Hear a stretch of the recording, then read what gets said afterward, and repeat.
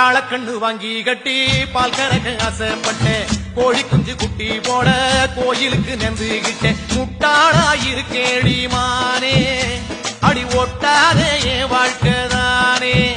ரொம்ப முட்டாளாயிருக்கேடி மானே, அடி ஒட்டாதே என் வாழ்க்கைதானே. ஒத்தை கொத்த சண்டையினா ஓடி போற ஆம்பள நீ, செத்து போன பாம்ப பார்த்து சத்தம் போட்ட வீரனும் நீ.